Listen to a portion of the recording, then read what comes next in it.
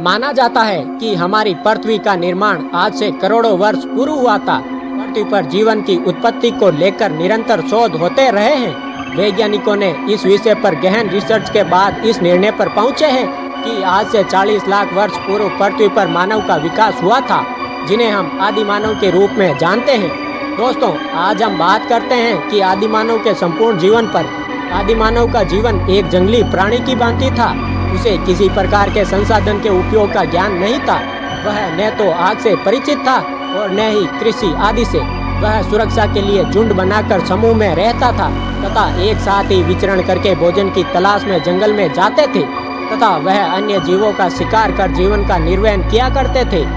यही उनकी आजीविका का मुख्य साधन था। उन्हें कपड़ों के संबंध में कोई ज्ञान नहीं था। आदि मानव के विकास के प्रथम काल के कंकाल प्राप्त हुए हैं, जिससे उनकी आयु के बारे में अनुमान लगाया जा सकता है। मानव विकास की यात्रा का प्रारंभिक बिंदु आदि मानव ही है, जिन्हें आज की जीवन शैली में असभ्य माना जाता है। उनके जीवन का एक ही ध्येय रहता था, अपने पेट का निर्वहन करना तथा जंगली जानवरों से बचाव करना। इस कारण से वह समूह में रहने लगे। मानव का यही सुरक्षा का स्वभाव परिवार तथा समाज के रूप में देखने को मिलता है। उस दौर का आदि मानव रहने के लिए घर बनाने की तकनीक से परिचित नहीं था तथा उन्होंने पत्थरों को काटकर गुफाओं में रहना शुरू किया।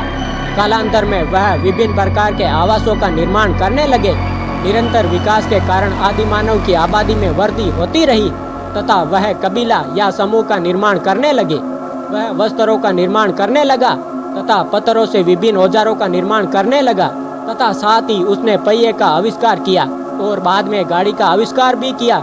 इसी तरह आदि मानव लगातार आविष्कार करता चला गया।